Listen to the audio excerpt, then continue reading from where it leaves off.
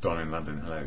December the 6th, and my video is all about recovery from addiction to substance or behaviour. My addictive substance was alcohol. My behaviour could be equally addictive around people, places and things. Now these days I try not to drink on a daily basis, stay sober one day at a time, and try not to obsess too much about anything, and try and find balance in the way life is today. And sometimes life isn't in balance, so it can be quite difficult.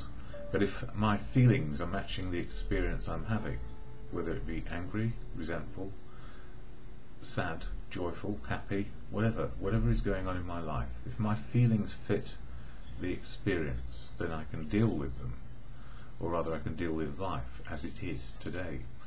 Because if I'm aware of what my feelings are, I'm making emotional progress, dealing with reality. So my sobriety is conditional or contingent on my ability to see reality as it is. And how is this possible? How have I been able to stop drinking a day at a time for some years? Well, it's very simple. I had help. I couldn't do it on my own. I know the danger of going back into isolation and trying to think my way out of problems, rather than say, how am I feeling, why, what can I do, and then work out what to do. And often I need help. So where do I get help? Family, community, professionals, and a fellowship which helps me with sobriety. And that fellowship is AA, Alcoholics Anonymous. I don't speak for AA, never can, never will, never want to. I just speak about my experience, strength and hope of it, and how it helps me on a daily basis. So here I share what is AA, and something from the daily reflections, which is an AA book, and anything else which seems to be pertinent. So, how's my day started? Well, a bit woolly. I didn't get enough rest over the last 24 hours, which is just me, because I wanted to go out and take loads of photos, which I like taking. It's my hobby, it's my fun. And it's quite serious, really. It's a serious hobby for me, because I really, really enjoy it. So I've got some fun back in my life, and it took a long time. So, alcohol. It was my dependency to it which caused me the problem. And I was stuck in the problem for a long time, because alcohol was my best friend. I felt it was the thing that took the edge off. It was my reward for working as hard as I possibly could. So, different regime, don't drink one day at a time, and the Fellowship of AA gives me experience, strength and hope to stay sober. So what is AA? I've got a little card here which describes exactly what it is, and this is shared at the beginning of every meeting of AA. And AA is what you see is what you get on the day when you go. So some days it's fantastic and it all makes sense, and some days we just can't hear a word of what is being said. So AA, what it tries to do, and what it can do when we're ready. Alcoholics Anonymous is a fellowship of men and women who share their experience, strength and hope with each other, that they may solve their common problem and help others to recover from alcoholism. The only requirement for membership is a desire to stop drinking. There are no dues or fees for AA membership. We are self-supporting through our own contributions. AA is not allied with any sect, denomination, politics, organisation or institution, does not wish to engage in any controversy, neither endorses nor opposes any causes. Our primary purpose is to stay sober and help other alcoholics to achieve sobriety. And it's interesting because two people, or one person can go to an AA meeting and think it's wonderful, and another person can go to the same meeting of AA and find it absolutely horrific, because they cannot connect, or it raises up issues of anger and resentment and loss, and all sorts of things go on. So when we're listening in a meeting, we're looking for the similarities, but often when we're new or we're troubled in some ways, all we can find is the differences. And when we find the differences, we start to judge what we hear, and we judge other people, and we can judge them really harshly. And then we realise that the anger and disturbance is in us. There is something going on in us which is causing the disturbance. So this can happen quite often. But last night for me, my meeting, it was great.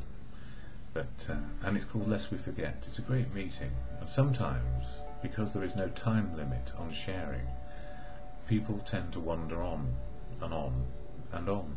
And the good news here is you can turn me off at any time, but when you're in a meeting of AA, we learn tolerance and love, and many meetings these days limit a person to share to maybe 3 or 4 minutes, because that's what the group prefer. But our Lest We Forget meeting is to share as long as you like, and sometimes, like me, I can go on. So anyway, daily reflections for today from this book. And don't forget, AA is really always about making us realise we are unique, authentic people with one similarity in fellowship, a desire to stop drinking and stay stopped. And it took me a while, quite a long time back, to get to understand that, because I was a very angry person. I realised if I self-harmed by drinking, I could still harm other people by my behaviour. Equally, under the influence of drink, self-prejudice, hating oneself, opens the door to hating other people. So we try not to do that in recovery. So we don't hate ourselves. We can hate a situation we're in and realise we had no choice, or we were powerless over what happened. We can start the forgiving process. And if we start the forgiving process with ourselves and being an alcoholic, then we can start the process of forgiving everybody else and stop the blame game. Anyway, for December the 6th, in the Daily Reflections, it says this: when the chips are down.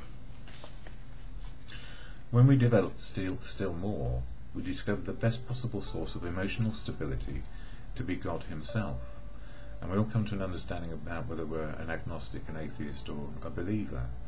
And I've come to the conclusion, just for now, because it will change every day, that God is truth, the absolute truth, and not my opinion.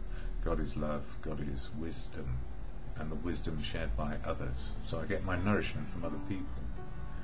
We found that dependence upon His perfect justice, forgiveness and love was healthy, and that it would work where nothing else would. Forgiving everything always.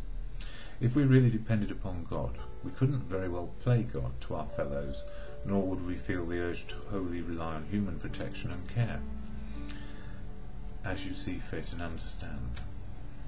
It has been my experience that when all human resources appear to have failed, there is always one who will never desert me. Moreover, He is always there to share my joy, to steer me down the right path, and to confide in when no one else will do. While my well-being and happiness can be added to, or diminished by human efforts, only God can provide the loving nourishment upon which I depend for my daily spiritual health. And in that, where I understand the real truth of now, the real understanding about how to love and be loved back, and be useful, and the wisdom which comes from others, helps me to improve my conscience and good conscience. So I do rely on a higher power, an appeal to good conscience or God, as you come to understand. And whatever you choose to believe is right for you. That's the whole point. But there is a serenity prayer, or no buts, there is a serenity prayer which is helpful in any moment, whether we're happy or sad, because joyful can be as dangerous as sadness when it comes to drink. And that is the serenity prayer. So to God, O good conscience of your understanding, grant me the serenity to accept the things I cannot change, courage to change the things I can, and the wisdom to know the difference. For me is just for today.